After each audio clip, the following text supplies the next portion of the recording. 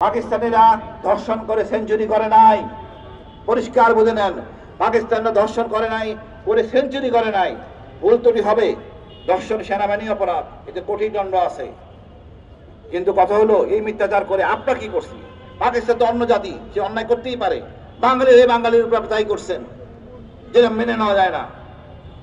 আপনারা কি করেন নাই বলেন? অনৈতিক আচরণের কোনটা বা কোন অধ্যায় বাদ ছিল? গুমতে কত বড় অপরাধ আপনি জানেন না? যে গুম হয় সে আছে নির্যাতনে, পরিবার নিয়ে, আর পরিবার আছে তারা নিয়ে, না বিবাহ বিচ্ছেদ না কোনো সিদ্ধান্ত। এমন এক লজ্জাকর ঘৃণিত কাজ আপনি করছেন। সমগ্র দেশকে আপনি জিম্মি করে ফেলছেন, বন্দী করছেন। আমি মনে করি এই সরকার, বর্তমান সরকার, এটা হলো আমাদের রক্তের থেকে পাওয়া সরকার। সমস্যা হয়ে গেছে এনজিও সরকার। এটা ছিল বিদেশে, এসে এখান বিদেশের মতো শাসন শুরু করছে। আমি যদি বলি ইস্ট ইন্ডিয়া কোম্পানি, ভুল হবে না।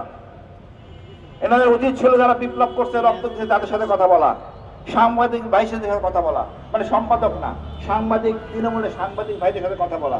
তাহলে আমার দেশের সমস্যাটা বুঝতে পারতেন। কেন সমস্যা বুঝতে যাবে কেন? উনি এদেশের লোক না, উনি তো বিদেশে ছিলেন, আর আমায় ছিলেন।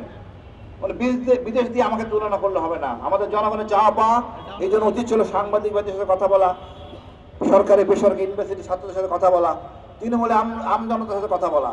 আপনি 8টা মিটিং করতে 8 বিভাগে সবাইকে নিয়ে। বসুন্ধরা টিস্যু, অশুদ্ধতার বিরুদ্ধে এক বিন্দুও ছাড় নয়। সকল সমস্যা জানতে পারতেন, তারপরে গণভোট করে সুন্দর একটা সিদ্ধান্ত নিতে পারতেন। এখন ঐক্যমত নিয়ে এসি রুমে বসে আপনি ইন্টারকন্টিনেন্টাল খাবার খাচ্ছেন। এইটা তো আমাদের চাওয়া পাওয়া না। আমাদের চাওয়া পাওয়া হলে সংস্কার করতে হবে, শেখ হাসিনার বিচার করতে হবে। আওয়ামী লীগ চিরতরে নিষিদ্ধ। আমাদের এই ছাত্ররা 2টা জিনিস শিখাতে পরিষ্কার ভাবে, যেটা জাফরুল্লাহ ভাই আগে বলতেন, তাকেও আমরা মানে কি বলবো, স্বীকৃতি দেয় নাই আমাদের ঘোষণায়, এটা পরে বলি।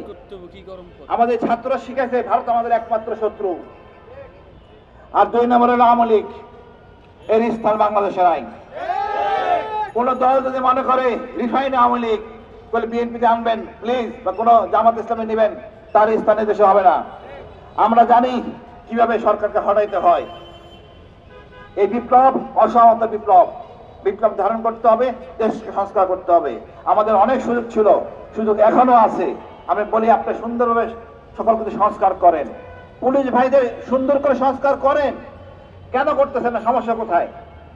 আমি জানি না এখানে কোন রাজনীতি আছে। রাজনীতি একটাই হবে যে নতুন সরকার আসলে নিয়োগ দিবে, প্রতিটা সৈনিক থেকে আপনি পুলিশ থেকে 10 লাখ করে চাঁদা নেবেন। এটা তো কাম্য না। চাঁদা মুক্ত পুলিশ নিয়োগ করেন। আমার একটা কথা বলি, এই আজকের এই জায়গায় একটা পুলিশ সাব ইন্সপেক্টর কয় টাকা বেতন পায়? নিজে খাবে না বাড়ি ভাড়া দিবেন, বউরে চালাবে? আপনি বাধ্য করতেছেন তাকে অসৎ হতে। প্রতিটা পুলিশ কর্মকর্তাকে, সৈনিককে তার নিজ নিজ এলাকায় চাকরি করতে দেন। স্বজনপ্রীতি হবে, জুলুম হবে না। আমরা চাই না 54 ধারা।